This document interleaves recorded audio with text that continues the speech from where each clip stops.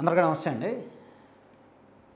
ఎచ్చెర్ల, పాతపట్నం, ఎస్కోట, పలాస, భీమిలి, పెనమలూరు, చీరాల, దర్శి, గుంతకల్లు ఇవన్నీ మీకు తెలిసే ఉంటుంది. తెలుగుదేశం పార్టీ చివరి లిస్టులో రావాల్సిన పేర్లు.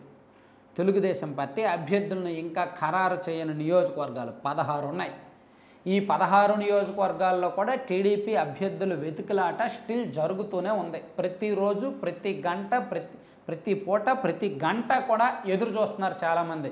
అభ్యర్థుల లిస్ట్ వచ్చేస్తుంది ఈ 16 నియోజకవర్గాల్లో ఎవరు అని. ఎందుకంటే ఈ సోకాల్డ్ ఈ నియోజకవర్గాల్లో ఒక సీటు కోసం ఇద్దరు లేదా ముగ్గురు చాలా బలంగా పోటీ పడుతున్నారు. అదే సమస్య. ఇప్పుడు వరకు ప్రకటించిన నియోజకవర్గాల్లో ఇంత తీవ్రమైన పోటీ లేదు. ఉన్నప్పటికీ ఒకడు బలహీనుడు, మరొకడు బలవంతులై ఉండడం వల్ల బలవంతులకు సీటు ఇచ్చి బలహీనులకు సర్ది చెప్పుకున్నారు. కానీ ఈ ఆపిన నియోజకవర్గాల్లో ఇద్దరూ బలవంతులే. 2 వర్గాలు ఉంటే ఇద్దరూ బలవంతులే. ఏ ఒక్కరిని కూడా పార్టీ కాదనుకోలేని పరిస్థితి. అందుకే పార్టీ సీట్లను కన్ఫర్మ్ చేయలేకపోతుంది. ఈ 16 నియోజకవర్గాలు చంద్రబాబు గారికి ఒక పెద్ద పరీక్షగా మారాయి. ఏ నియోజకవర్గం చూసినా సరే. చీరాల ఇప్పుడున్న ఇన్ఛార్జ్ గారు కాకుండా ఎవరినైనా ఇద్దాం అనుకుంటున్నారు, కానీ ఎవరు దొరకట్లా. ఈయనకేమో ఇవ్వడం పార్టీకి ఇష్టం ఉండట్లా. దర్శి ఎవరు దొరకట్లా. రకరకాల వాళ్ళు వస్తున్నారు. అక్కడ ఫైనాన్షియల్ అవసరాలకు తగ్గట్టు వైసీపీని ఢీకొట్టేలా ఎవరు రావట్లా. పెనమలూరు బోడే ప్రసాద్ గారికి ఇవ్వకూడదు అనుకుంటున్నారు. 4 పేర్లు చూస్తున్నారు. రకరకాల రాజకీయాలు జరుగుతున్నాయి. భీమిలి గంటా గారేమో నాకే కావాలంటున్నారు, కానీ పార్టీ ఏమో అతన్ని తప్పించి అతనికి చీపురుపల్లి ఇచ్చి ఇక్కడ బంగారాజు గారికి అంటుంది. ఇలా అంటే మనం చెప్పినవే మళ్ళీ చెప్పాల్సి వస్తుంది. ఎందుకంటే జరిగిన సిచ్యుయేషన్స్ అలా ఉన్నాయి.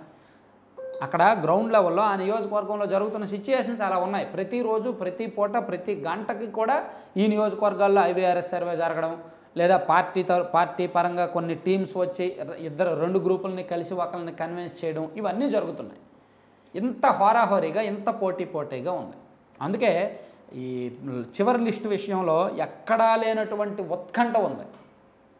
ఈరోజు వస్తుందా, రేపు వస్తుందా, ఎల్లుండి వస్తుందా చెప్పలేం. నాకు తెలిసినంత వరకు చంద్రబాబు నాయుడు గారు 21వ తేదీ నుంచి అనుకుంటా మళ్ళీ జనంలోకి వెళ్తున్నారు.